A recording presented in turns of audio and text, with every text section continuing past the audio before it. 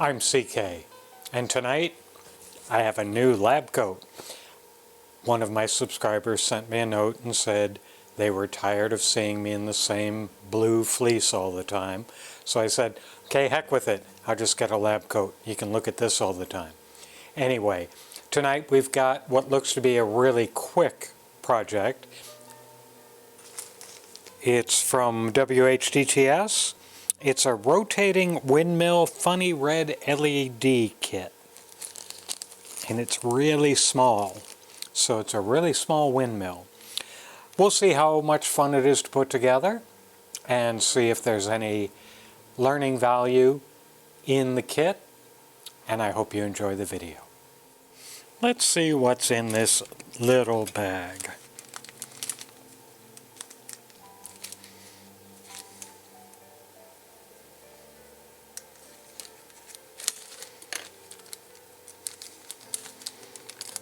Start with the circuit board.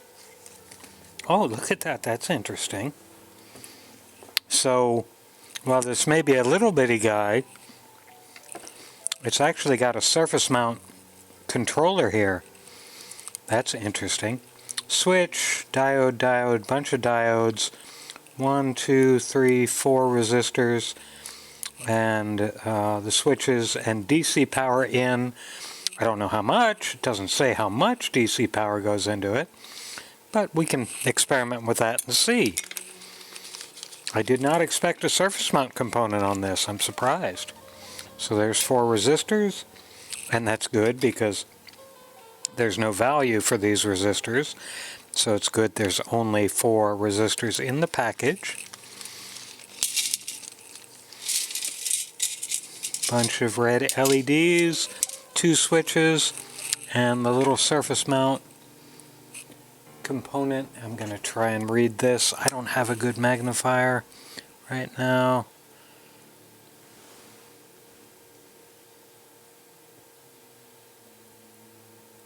This is a STC. I've got it upside down. This is an STC 15F104W, I believe. Can't really tell, but it's the controller that'll make the little lights go around. So that's it. That's about the quickest what's in the bag we've ever seen. Let's just double check the circuit board again. The circuit board is good quality, by the way. Nice through-hole plating. Traces are very clean. Indications for polarity on the diodes are very clean. But that's about all I can say about that. Let's go ahead and get the soldering iron heated up and we'll get her put together. So I'm zoomed in a little more closely than usual because I want to do this surface mount part first. And we're on my silicone soldering pad that I made last week. If you want to look at a video of that, it's on the channel. You can see how you could make one of these. They're really pretty simple, so if you can't buy one of these, which I still love from Austin Ribbon Mics, if you can't buy it in your country, you may want to just go ahead and build your own. So let's do a little surface mount soldering. So set U1 is going to be the surface mount component, and I'm going to do it first. So what I'm going to do first is I'm going to put some solder on one solder pad, as you can see. Now I'm going to take the surface mount component, I'm going to take my tweezers, and as I've said often, you need a great set of tweezers for your shop. And you can get good ones from Amazon. I have a video on tweezers on the channel. You can look at that. Now, I'm going to see the problem with these chips is they have a bevel on one side. So I've got the legs aligned where I want to go. So I'm going to heat that pad where I put a little bit of solder. And that locks the chip into place, so it's not going anywhere. It looks like I accidentally soldered the next leg too, which is fine. Now, the chip is not completely centered on these pads. I'm going to adjust that just a tad because I want to be able to, I don't want it to be off, because if it's off a little bit then it's easier to bridge. But if they're right in the middle of their respective solder pads, everything will be fine. Now, if you've seen me do surface mount before, I often put a lot of flux on the legs and between the legs to keep the solder from bridging. I'm not going to do that tonight because I've only got this one chip to do, and I think I can nail it without bridging anything. And if I do end up bridging anything, I'll just go in, heat it up, and put some flux on there anyway, and it'll clean it all out for us. So I think that's all 4 of those legs are done well. Now we'll do the 4 legs on this side. By the way, there's a small dot right here that goes to the notch on the circuit board.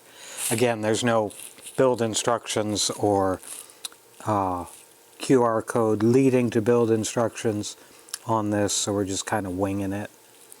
I think this cost like $6 on Amazon, so they didn't go overboard on the documentation. And again, besides practice, the other thing that's critical in surface mount is your soldering tip, and that's very personal. I like to use this 0.030 30-degree bent tip for most of my work, both surface mount and traditional, and it works for me, but you've got to find the one that works for you. So that's it. 8 legs all soldered down nicely. I'm going to back the camera off a little bit now. And now we'll do the resistors, and there's only 4 of them, so no resistor time tonight. We're just going to get them all onto the board.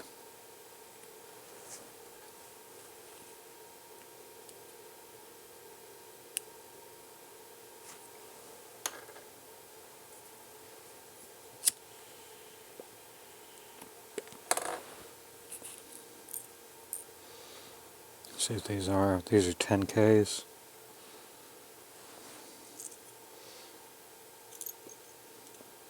Oops.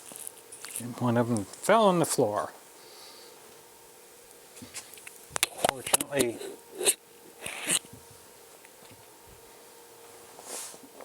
Fortunately, it's a through-hole resistor falling on the floor. I've dropped surface mount resistors on the floor, and my floor in this workshop is old concrete, and as you can imagine, the itty-bitty surface mount resistor pretty much disappeared in that concrete. Never did find it. That's why you have to have spares of common parts. It's funny, the circuit board holes are further apart than I'm used to for resistors.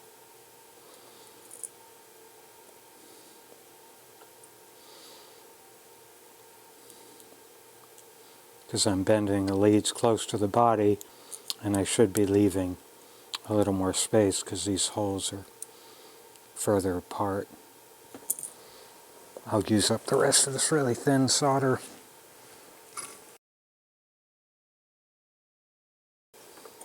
That's all the resistors. Now we'll just go ahead and put all the diodes, the LEDs on.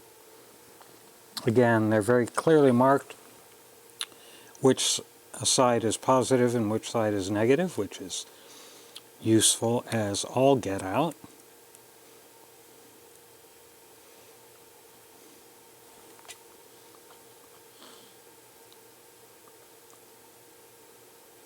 The holes on these are pretty snug. I don't even have to bend the leads on these resistors to, LEDs to hold them in place.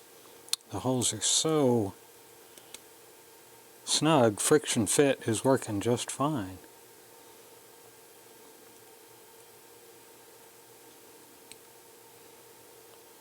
In fact, as you know or will learn, LEDs typically have a little spread flattened part, and on this board it's that flattened part widens out the lead enough that it's hard to push it through. I don't know who did their board for them, but I'd probably find a better vendor. And you got to be careful because not all the positives are on the same side. Because, for example, on this side they're on that way, on this side they're on this side. So don't just assume you know which solder hole the positive lead goes into. Make sure you look at the markings on the board.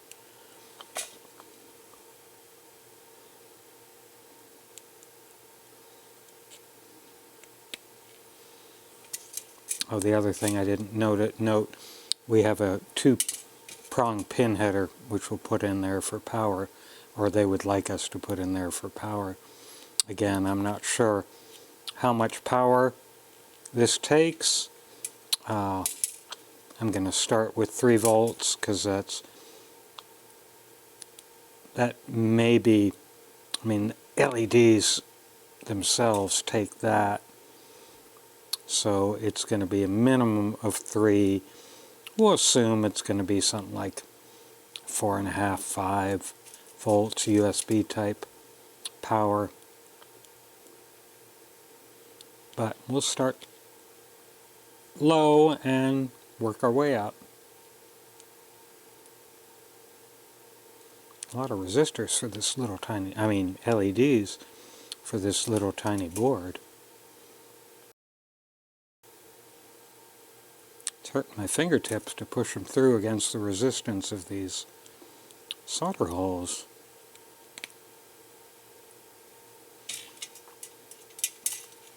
And as is not unusual in kits like these, and which has been in my experience, there are a bunch of leftover LEDs. They give you plenty of spares. Okay, now we're going to solder up all these LEDs.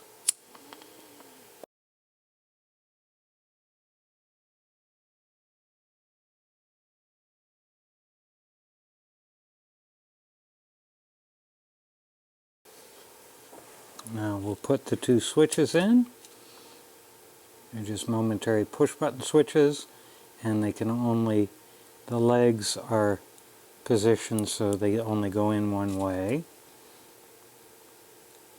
which is convenient. Of course, this leg's a little bent, so straighten that up with our needle nose pliers.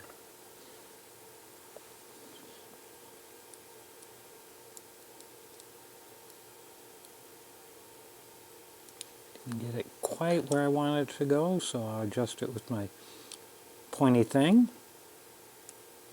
There we go. Well, that made it a little loose in its holes, so I'm actually going to take a pair of locking tweezers and capture it like that to make sure the legs of the switch are all the way through the circuit board.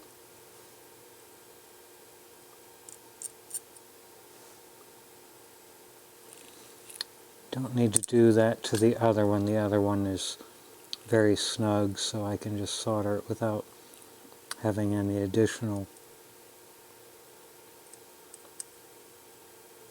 pressure. Now, I'm not going to use this little pin header. I decided I cut a couple of pieces of wire, and I'm going to go ahead and solder some wire on here. Pin headers just make it more complicated for me, so I'm not going to do that. So just one. This is 22 gauge solid core wire. I like to use that for power leads for little gizmos like this.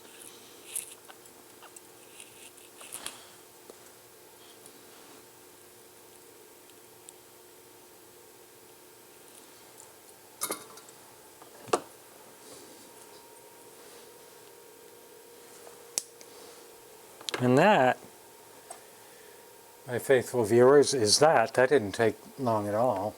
It took maybe 15 minutes, maybe. Now I got to go grab a power supply and we'll try this thing out. So I dragged out one of my little power supplies. These are from kits. They're $20 or so from Amazon. I've got a build video of this up on my channel. 1.24 to 15 volts at 200 milliamps. So it's pretty perfect for this kind of thing. So at I'm going to go to 3 volts and see if I can get it to do anything. I'm seeing a little bit of light on the LEDs, so it's just overcoming the forward voltage at 3 volts.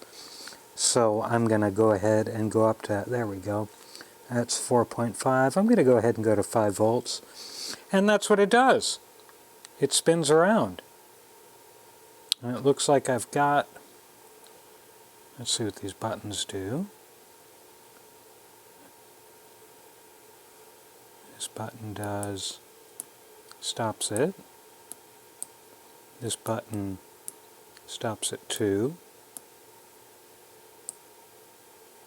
Looks like we got some dead LEDs also. So that's what it does. But again, I'm not sure what the push buttons are for. Trying to do different combos.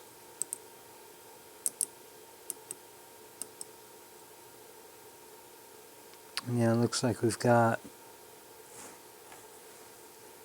1, 2, 3, 4, 5 LEDs that aren't actually working.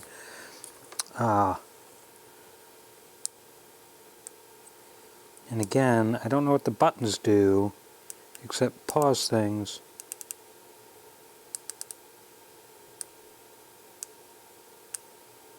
But that's the little windmill. So that's it. Actually, this is not a bad little kit for a solder practice kit. Having the surface mount chip, and as you saw, it's a very easy surface mount placement and soldering. So if you want to do your first surface mount, this would be a good one to go with.